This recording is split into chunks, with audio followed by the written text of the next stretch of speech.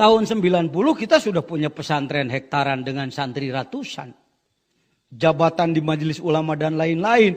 Tapi belum ketemu guru zikir yang mursyid kamil mukamil. Saya sudah belajar tarekat-tarekat lain sebelum bertemu Suryalaya. Tetapi karena tarekatnya muktabaroh. Tapi mursyidnya bukan kamil mukamil. Maka ujungnya sesuai dengan jengkal pengetahuan dia. Di mursyid A saya ikut belajar tarekat. Ujungnya ke apa? Pengobatan.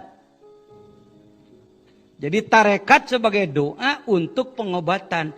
Bagus, baguslah manfaat. Tapi enggak mendidik makrifat. Di guru B saya pernah ikut. Tarekatnya bagus, mu'tabaroh. Berdasarkan Quran Sunnah. Kitabnya jelas. Tapi mursyidnya bukan alim, tidak berwawasan luas tentang marifat, maka ilmu torikotnya menjadi alat untuk menggali harta karun. Ini bukan sedang menjelekkan, bukan sedang di depan Anda. Bicara ini direkam nanti disidikan, tersebar kemana-mana. Saya harus bertanggung jawab ngomong begini. Ini bukan sedang menjatuhkan. Pengalaman seorang murid. Berkelana mencari guru. Ke situ lagi. Tarekat C. Saya karena dianggap baik mungkin oleh beliau sampai diangkat wakil. Tarekatnya bagus, anfasiyah. Setiap napas diisi. Tapi karena mursyidnya wawasannya bukan berwawasan mulki malakut jabarut lahut. Bukan wawasan ruhul qudsi. Maka amalannya menjadi ilmu kanuragan. Kalau sudah mengamalkan ilmu tersebut, nak mempan golok, nak mempan senjata tajam. Jadi latihannya itu bukan zikir seperti kita setiap pada sholat, tetapi latihannya sambil jurus.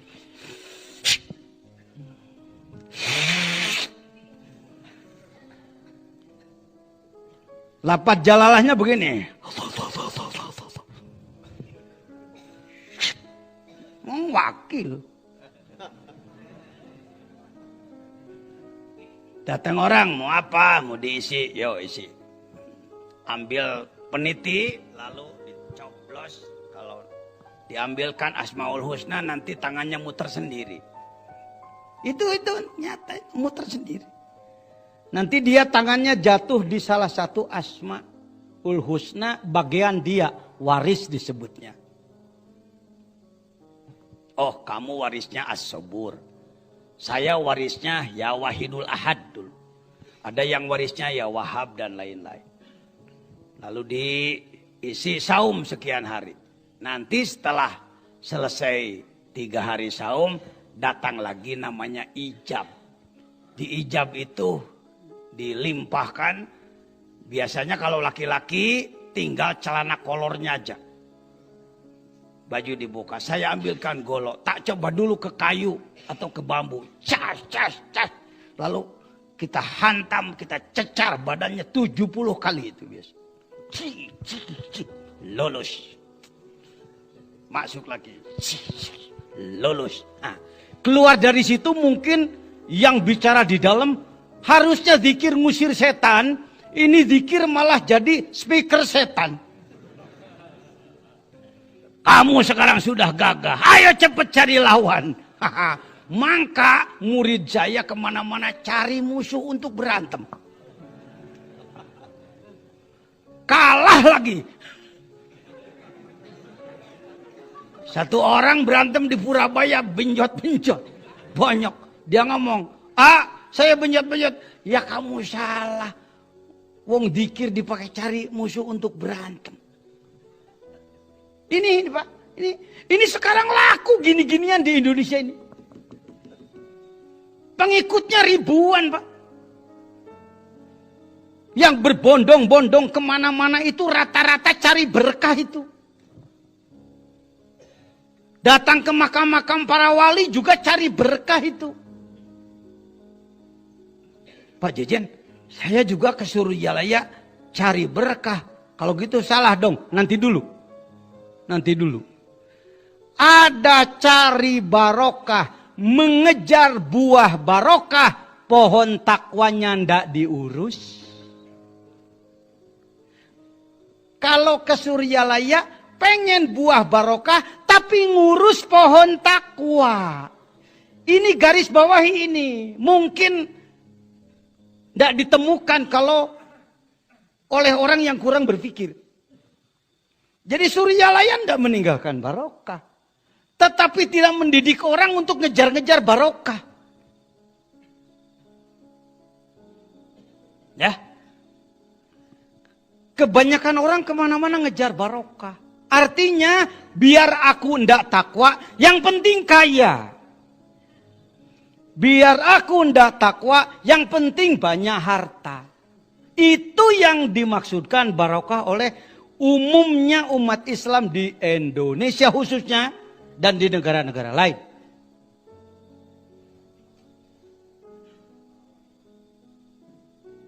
Kamu akan mendapatkan barokah, tapi ini ajimahnya cuma 5 juta. 5 juta. Pak Jejen nyindir orang, enggak wong aku mantan. Kalau mantan ngomong testimoni pembuktian, enggak nuduh-nuduh orang. Masih banyak kok orang yang sudah ke Suryalaya juga masih cari jimat. Mana orangnya, enggak usah ditunjuk lah. Raut muka aja udah kelihatan.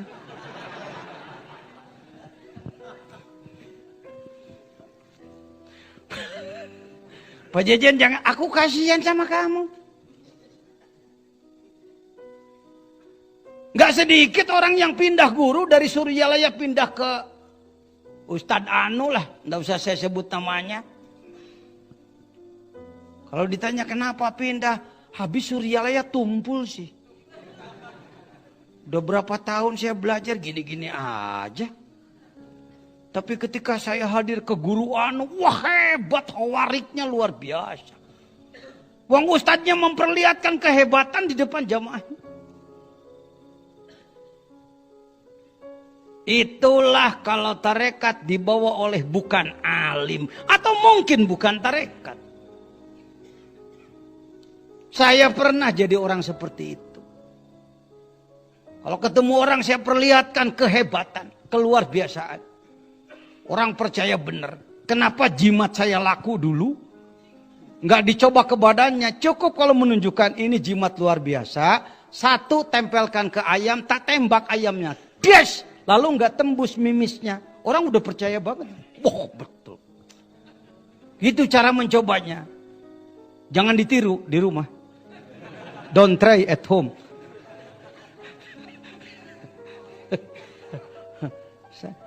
Ini di Indonesia masih berlaku sekali. Enggak salah, enggak.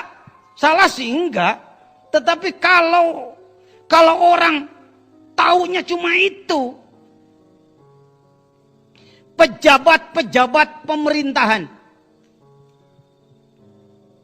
Demi sebut saja melestarikan wibawa. Melanggengkan kedudukan. Lebih banyak dekat kepada kiai-kiai juru doa. Ketimbang kepada guru tarekat.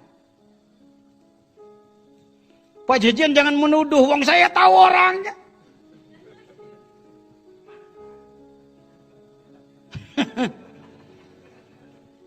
Coba tuh datangi Kiai Anu tuh doakan supaya saya gini. Yang dicari adalah barokahnya.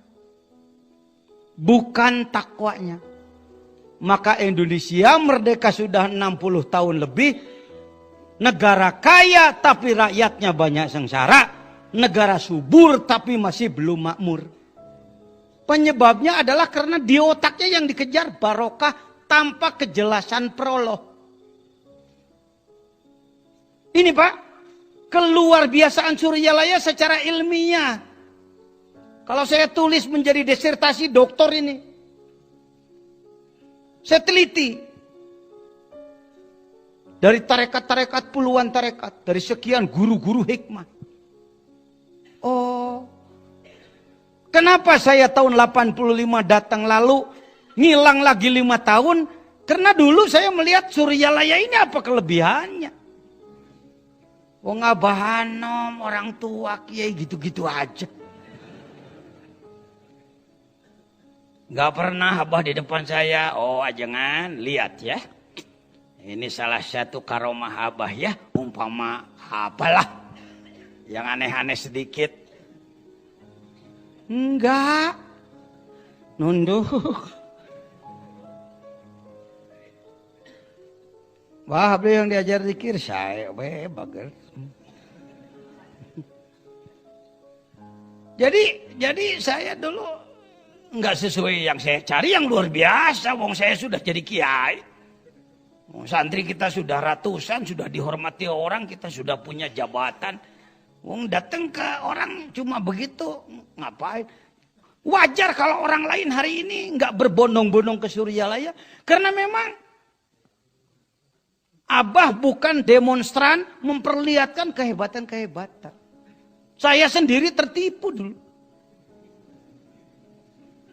Saya katakan tahun 85, udahlah nggak usah ke situ lagi. Nyari lagi guru. Tak Madura, Jawa Tengah, Jawa Timur, Jogja dan lain-lain terus keliling.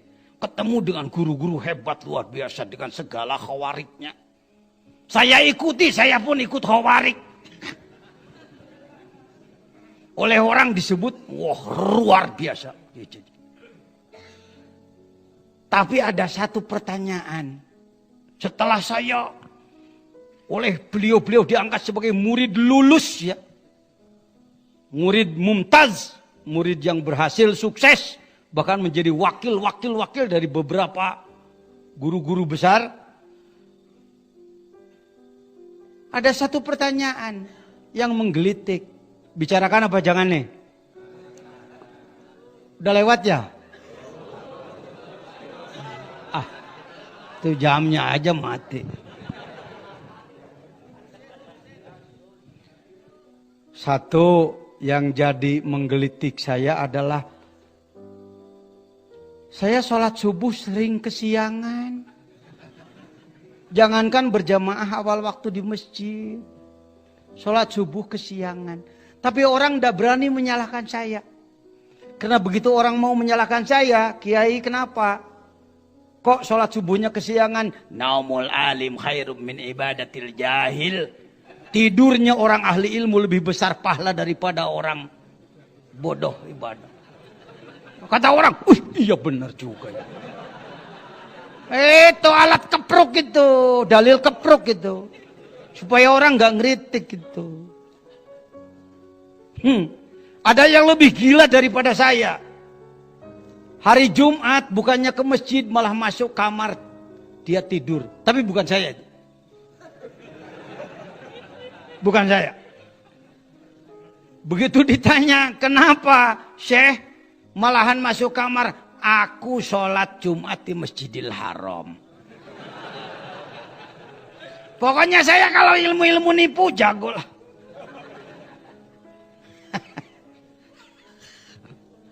Setan bener aku ini.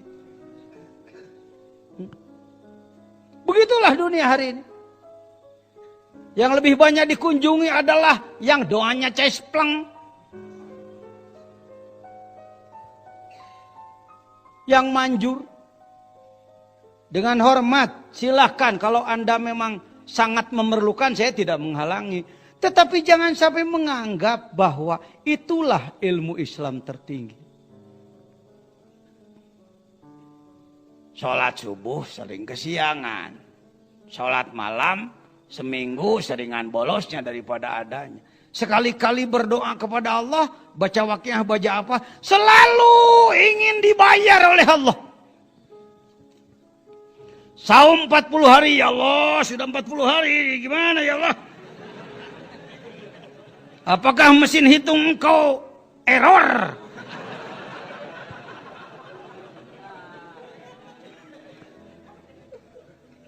Pak, fenomena sebelum belajar zikir torikot dibimbing oleh mursyid kamil mukamil. Kita selalu jual amal pada Allah. Kalau berhubungan dengan Allah, ngatur Tuhan.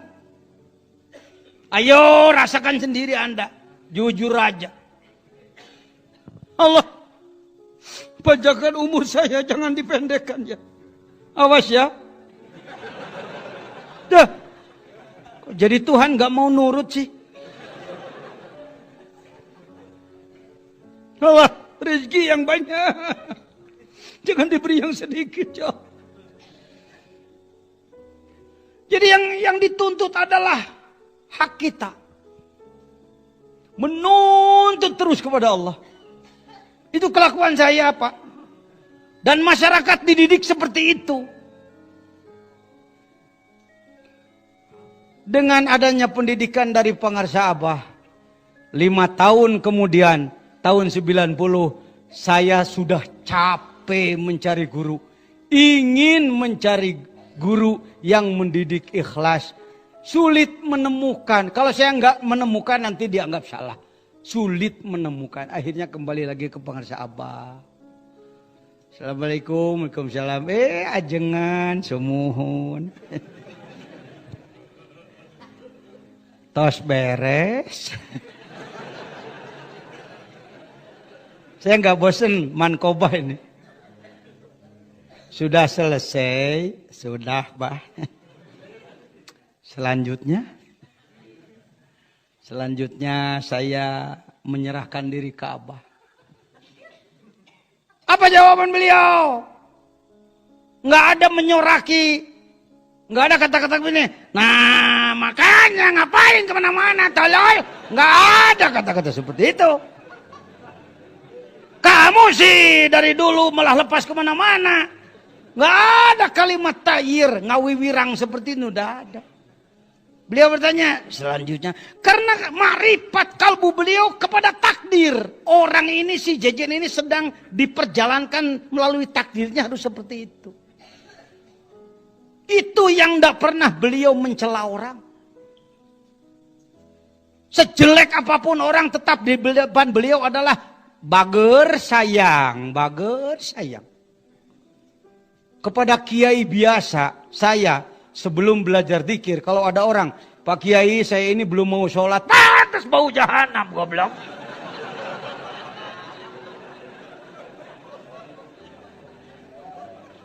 Coba sekarang, orang yang tidak pernah sholat datang sama saya, sedikit-sedikit kan saya sudah belajar pada beliau. Pak Kiai saya ini nggak pernah sholat, ya nggak apa-apa, yang sudah ya udah, gitu. Tinggal pikirkan ke depan ya, gitu. Lumayan ada perubahan. Dulu aku bukan begitu. Ini lebokan jahanam sih. Mursyid enggak begitu. Lunak, sejuk. Salah jengna nyangakeun. Apa beliau? Enggak begini. Jadi kamu mau jadi murid apa? Nggak ada kata-kata sempral-semprul seperti itu. Ya sama-sama belajar Abah. Abah belajar aja dengan Abah. Abah juga lagi belajar. Itu karomat itu. Seorang yang bermartabat tinggi tapi kata-katanya seperti itu, tawadu. Mampu mengendalikan diri, hilang dari kesombongan, itu sudah karomat. Karena biasanya orang yang berkemampuan tinggi sombong, tolak pinggang, nepuk dada. Ini enggak, itu karomat, begitu itu. Aku dulu menunggu yang disebut karomat, abahnya terbang gayawang. Allahu Akbar, si Jejen, si Jejen.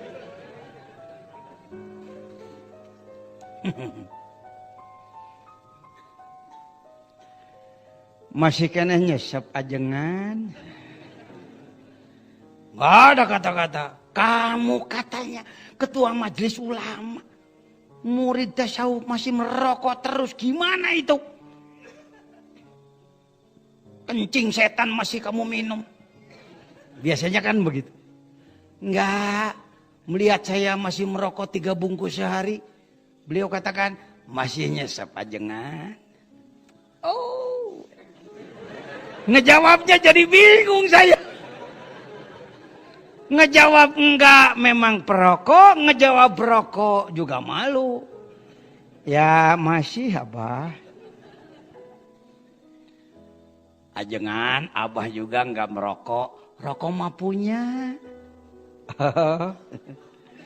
Ini ajengan, 1 bungkus jarum super. Enggak bosen saya ngomong mankobah ini. Ini mankobah beliau. Menunjukkan karomat pada orang dableng kayak saya.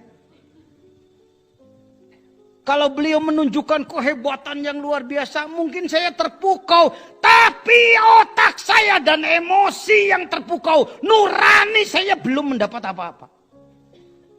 Tapi ketika beliau memperlihatkan akhlak, tawadu, akhlak mulia, akhlakul karimah, tersentuhlah.